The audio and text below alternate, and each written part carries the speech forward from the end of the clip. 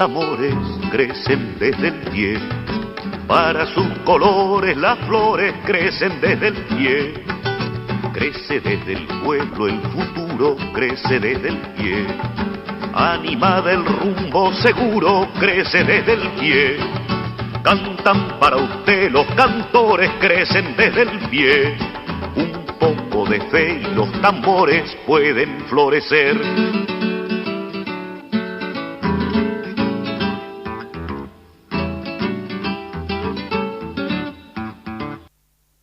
¿Qué tal? ¿Cómo les va? Muy buenas tardes. Bienvenidos a un nuevo Desde el Pie, este programa en donde proponemos o intentamos proponer una construcción colectiva con los distintos invitados y las invitadas que van viniendo todos los programas. Como verán, Marcelo Nocetti hoy no será de la partida. El próximo sábado se va a incorporar nuevamente al staff. Y hoy tenemos un tema que nos preocupa a todos y que ocupa a algunos. Tenemos dos invitados en el piso que ya los vamos a presentar, pero el problema, digo, tiene que ver con el acceso a la vivienda, con los alquileres, digo, este derecho constitucional que está en el 14 bis de la Constitución, que está tan nombrado y tan olvidado a la vez. Digo, bueno, es un derecho constitucional el acceso a la vivienda y por lo tanto el acceso garantizado de un alquiler justo. Distintas organizaciones vienen peleando por hacer esto realidad, por terminar con la especulación inmobiliaria, y el sábado pasado en la ciudad de Rosario se desarrolló el cuarto plenario nacional de inquilinos, organizado por el Frente Nacional de Inquilinos, que nuclea a muchas organizaciones, creo que son 14 o más, ya nos enteraremos, pero es un nuevo plenario que se propone avanzar, entre otras cosas, con esta nueva ley de alquileres que se viene militando hace mucho, que por otra parte es una ley que hace más de 30 años que no se discute, que no se toca. Bueno, estas organizaciones hace muchos años que vienen bregando porque esto avance y porque se haga realidad de alguna manera en una ciudad en la cual 1 de cada 3 personas es inquilino. Así que vamos a poner primero a nuestros auspiciantes, vamos a mostrar quiénes son los que hacen posible este programa y después ya sí presentamos a los invitados. Dale. Sindicato de Obreros y Empleados Aceiteros de Rosario. Federación de Trabajadores Aceiteros y Desmotadores del Algodón de la República Argentina. OSIAT Salud, obra social para el personal de la industria aceitera, desmotadora y afines de la República Argentina.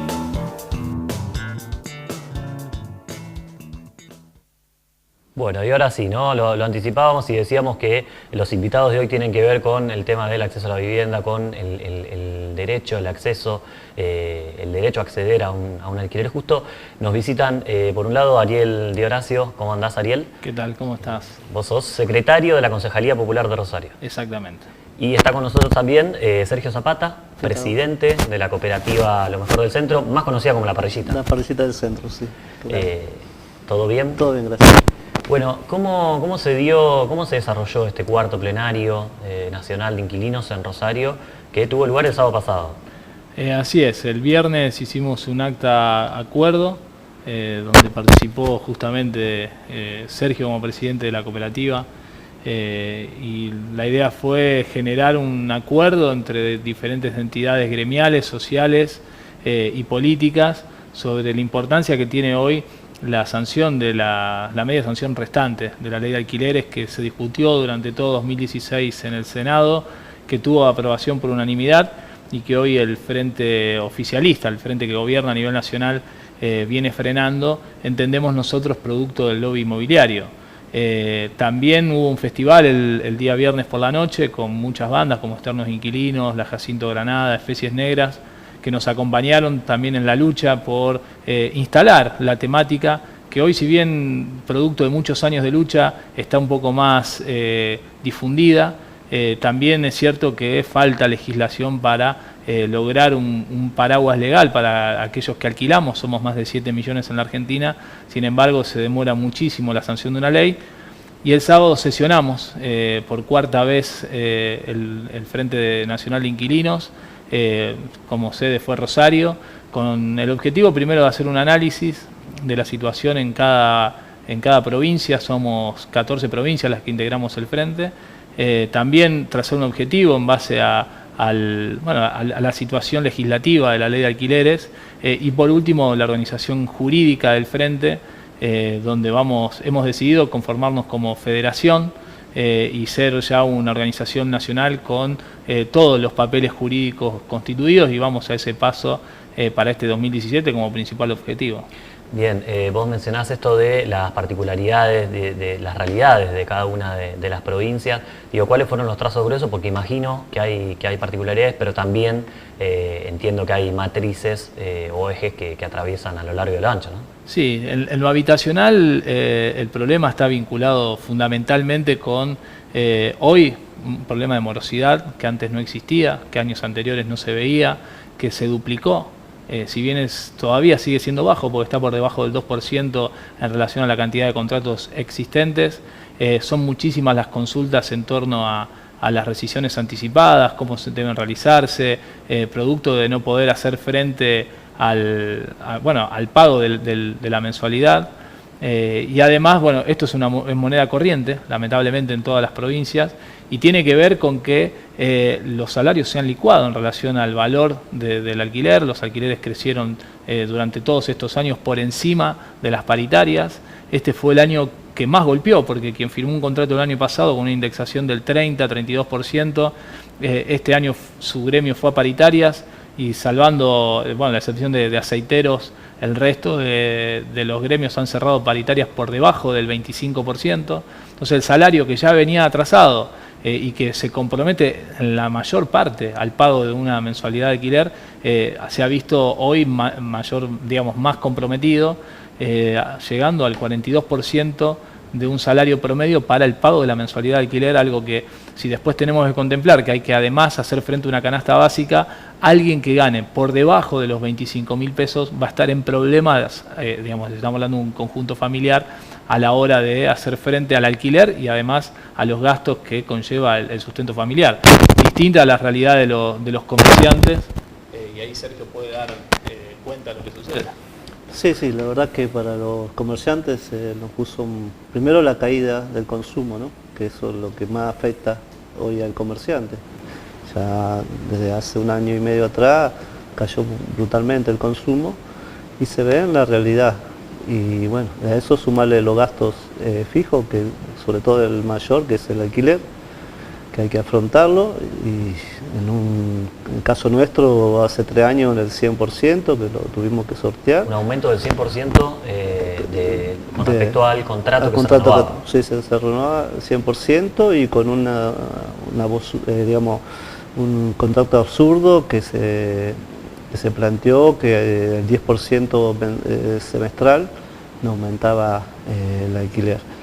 Y hoy estamos renovando de nuevo, pero bueno, ya con más conciencia, aparte de la inmobiliaria, que acá lo más beneficiario son la inmobiliaria más que el propietario.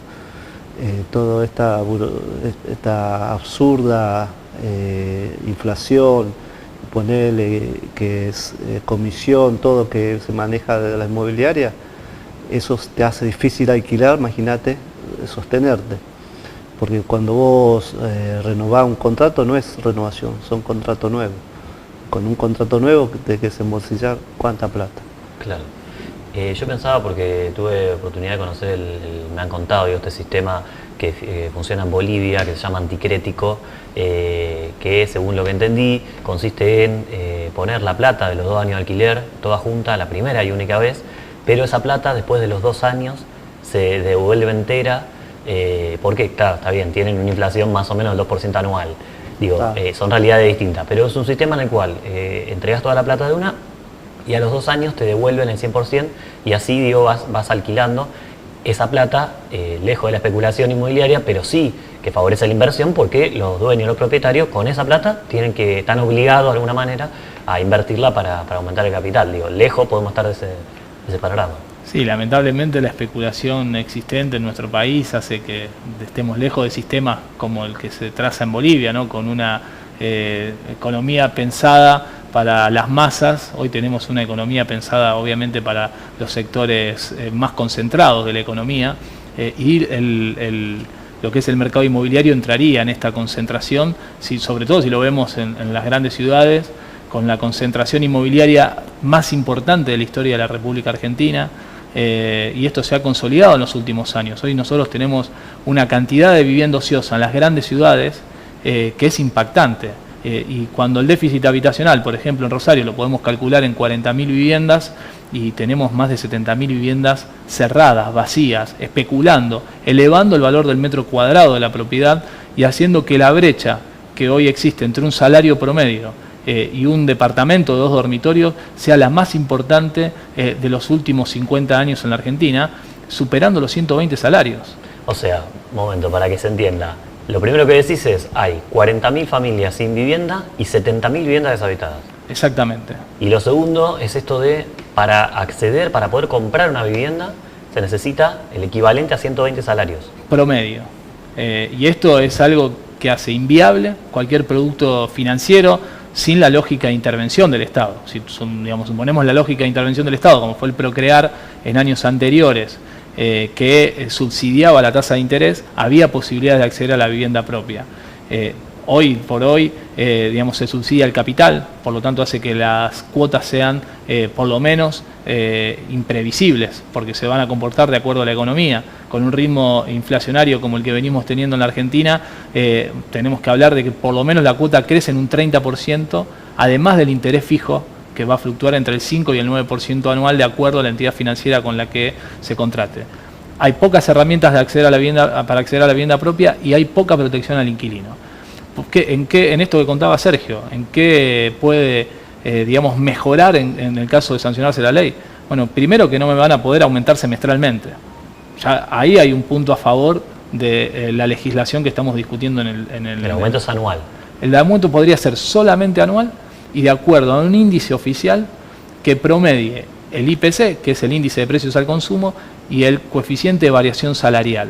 Entonces, promediado en partes iguales, va a dar un índice final que va a ser el porcentaje de aumento al año del alquiler. Y además, los alquileres van a durar 3 años. Pero tiene una particularidad, porque también establece topes a las comisiones inmobiliarias.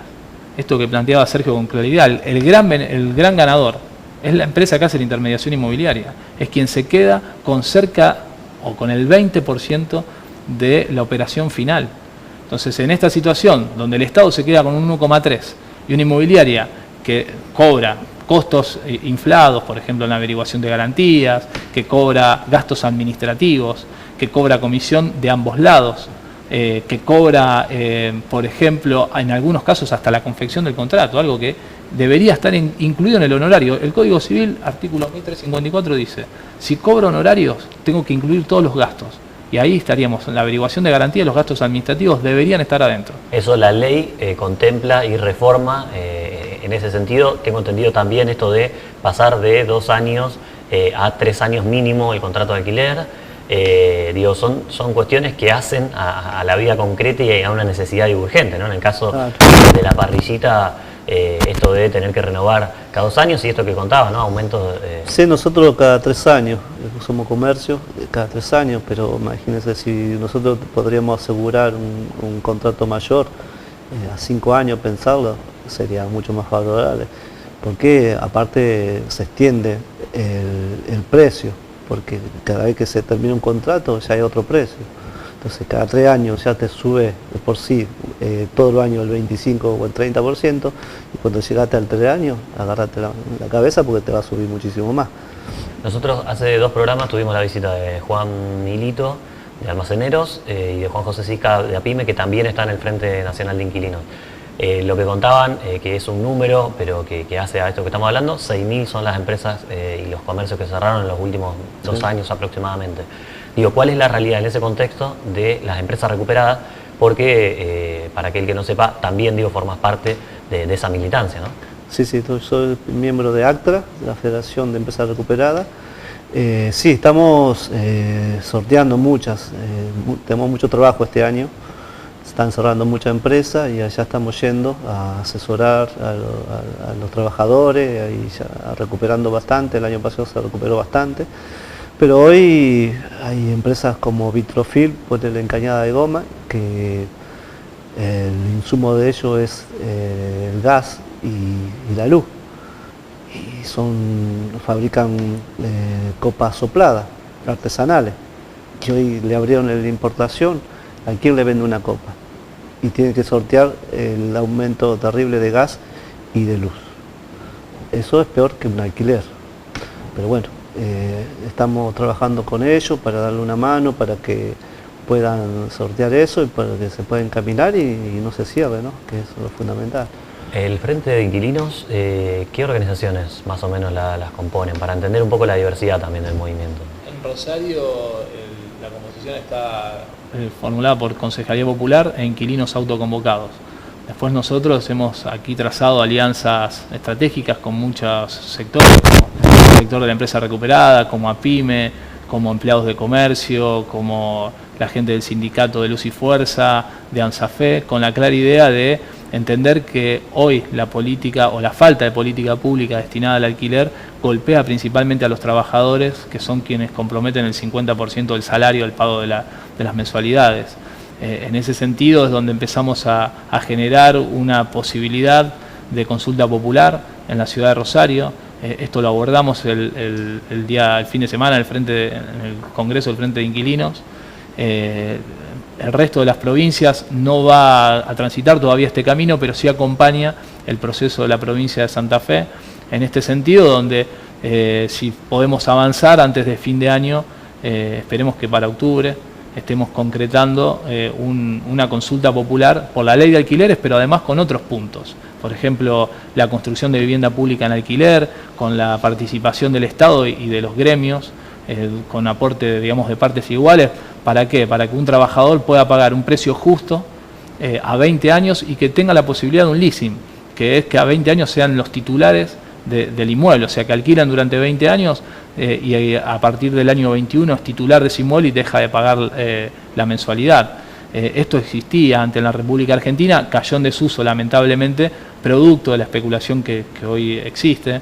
Planteamos la creación de un registro de contratos de locación. Esto permite eliminar las cláusulas abusivas dentro de los contratos, además de saber cuántos contratos hay. Efectivamente, hoy le preguntamos a cualquier funcionario en cualquiera de los niveles del Estado y ninguno va a saber responder con exactitud cuál es la cantidad de inquilinos que hay en la ciudad de Rosario, en la provincia de Santa Fe o en la República Argentina. Estos son números que vamos aportando las organizaciones, pero que en realidad de parte oficial no hay ningún tipo de análisis. La consulta popular, ¿de qué manera se piensa? ¿Es una urna en, no sé, lugares de trabajo, fábricas, sindicatos? ¿Cómo se piensa? Vos decís, bueno, explicabas recién los ejes, pero salir a censar de alguna manera. Exactamente, el primer trabajo supone hay un marco de acuerdo con todas estas organizaciones, salir a hacer un voto por la positiva de todas estas propuestas. Obviamente va a estar la posibilidad de votar en contra, pero la idea es generar la mayor cantidad de lugares posibles de votación para ampliar la participación, pensado como fue en su momento el Frente Nacional contra la Pobreza y aquel seguro de empleo y formación que se votó en el año 2001, previo a la crisis del 19 de diciembre, donde en cada sindicato haya la posibilidad de emitir el voto, en cada empresa recuperada, en cada escuela, en cada club de barrio. La idea es aprovechar este tipo de estructura de las instituciones intermedias, de las organizaciones sindicales, para llegar a la mayor cantidad de personas posible, porque hoy entendemos que es absolutamente necesario tener una ley de alquileres, pero además generar mecanismos municipales y provinciales que tienden primero a defender lo que establece la ley, porque si la ley queda como algo aislado, pero después en la práctica hay una vulneración constante, obviamente cae en saco roto todo el trabajo que se viene haciendo.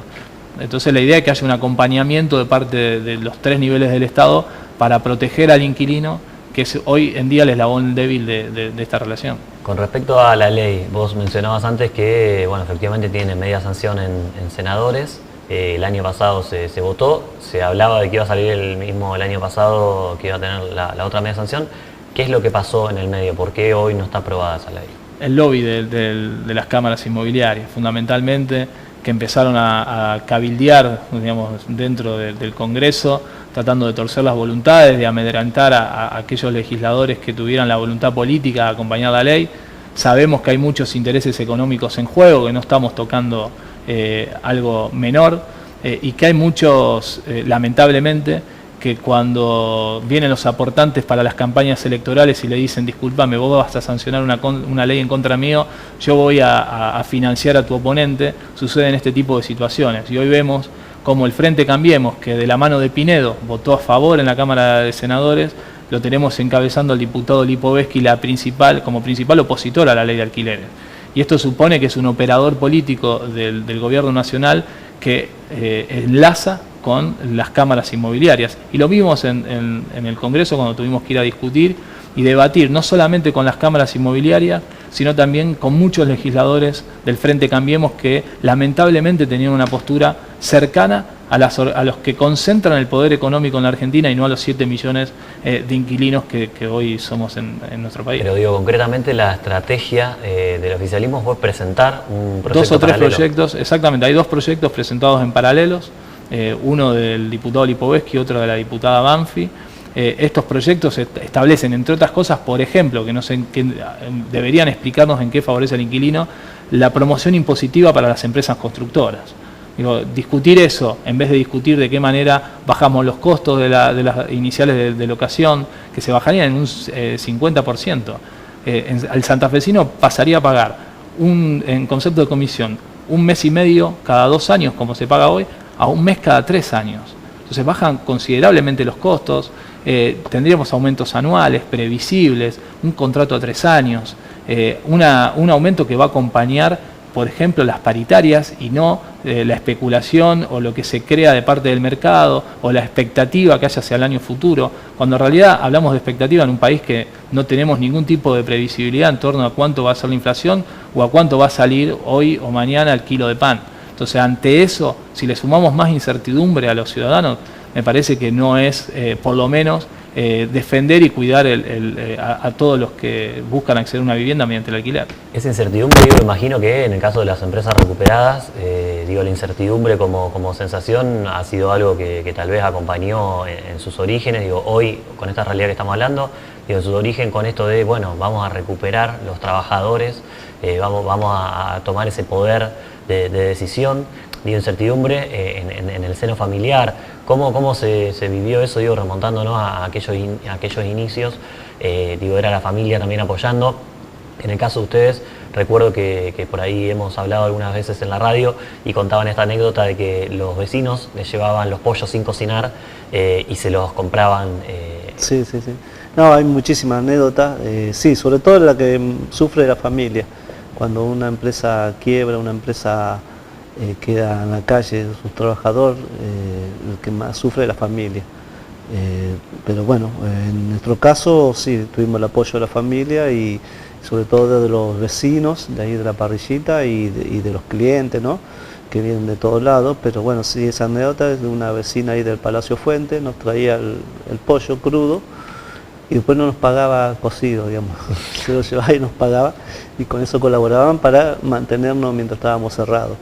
Eso hasta el día de hoy lo valoramos muchísimo, por eso gracias a la gente y gracias a la clientela inmensa que tiene la parrillita podemos sostenerlo. Pero hoy estamos también con esa incertidumbre por la baja de consumo que hay, está muy comprometido, nosotros nos baja mucho en verano, pero marzo, abril ya estamos remontando con los primeros fríos, pero este año recién en junio, julio. Como decías fuera de aire que han tenido una reducción de más o menos del 30%. Sobre todo a la noche, sí, a la noche se nos bajó mucho la venta, pero por muchos factores, sobre todo la inseguridad, los servicios públicos que no funcionan bien, el carril exclusivo que podés estacionar recién después de las 9 de la noche, la mejora que hicieron en calle Sarmiento, que la verdad que mejoraron para el Cairo y nos perjudicaban a nosotros. Bueno, eso sí mejora para la ciudad, bienvenido sea, pero son todos factores que llevaron a que baje la venta de la noche sobre todo. Cuando mencionas estas cosas, me viene el rol del Estado ¿Cuál es el rol que está teniendo el Estado con esto? ¿Está metido directamente en la especulación que vos describís? ¿Hay una inacción? ¿Qué análisis hacen desde sus lugares? Digo? Yo creo que hay una falta de participación del Estado a la hora de proteger y de tutelar los derechos, sobre todo de los que buscan acceder a la vivienda mediante el alquiler. Hay una gran ausencia de políticas públicas, no es de ahora. Esto se viene arrastrando de hace muchísimos años en la República Argentina y ha generado esta brecha de la que hablaba, de que un trabajador tiene que destinar el 50% de su salario, lo cual no le permite generar ahorros, no le permite llegar a la vivienda propia, y además no existen políticas destinadas para el acceso a la primer vivienda de muchísimos trabajadores. Entonces son cada vez más los que se vuelcan al alquiler. De hecho, las principales ganancias de las inmobiliarias hoy están vinculadas al alquiler, y si miramos qué construyen departamentos monoambientes y de un dormitorio. No se construye más el de 2 y 3 dormitorios que era para la venta, para la familia. Porque es inaccesible. Es inaccesible, y esto lo vemos día a día, y vemos que la ganancia fundamental es vinculada mediante la intermediación inmobiliaria en el alquiler, y ya no en lo que era la compra y venta de vivienda, que prácticamente, si preguntamos a las mismas cámaras, van a decir que es inexistente en relación a lo que se ha vendido o se ha escriturado en los últimos años. Digo, con respecto a la vivienda ociosa, los motivos deben ser varios, ¿no? Pero imagino lavado de dinero, la sofización, bueno, esto que vos decís, o sea, la especulación neta con... ¿cuáles son los factores? Digo, que... Son esos 3 factores que vos nombrás. Uno, muchas veces, el lavado de dinero de economía delictiva que se vuelca al alquiler, y que por eso tampoco se quiere hacer un registro de contratos, porque también sabríamos quiénes son los titulares de las propiedades. Entonces, incluso aquellas que se vuelcan al alquiler deberían dar explicaciones de dónde salieron los fondos para la construcción o la compra de esos inmuebles. La otra es la especulación lisa y llana, ¿no? Cuando se genera, una demanda creciente en torno a la vivienda, el precio, el valor va subiendo, y si yo en realidad retiro de la oferta una cierta cantidad de inmuebles, hace que el valor también tienda a subir. Esto lo vimos, eso es una burbuja inmobiliaria que ha explotado en Estados Unidos y que ha explotado en España, y que lamentablemente, con una poca visión, digamos una miopía empresarial y una anemia del Estado en torno a generar unas políticas distintas en este sentido, vemos que se sigue alimentando esa burbuja aquí en la República Argentina. Pero principalmente eso, creo que tiene que haber un impuesto a la vivienda ociosa, tiene que haber un registro de la vivienda ociosa, y bueno, hay una ley presentada por la Concejalía Popular en ese sentido en la legislatura, y también, que es alentador, el diputado Galassi presentó algo similar que ojalá se apruebe y sea ley en breve. Bueno, nosotros nos quedamos sin tiempo, pero es un tema que obviamente lo vamos a seguir charlando porque está siempre en agenda, diría yo, más ahora. Así que le agradecemos que se hayan acercado al estudio, y obviamente están también los micrófonos abiertos.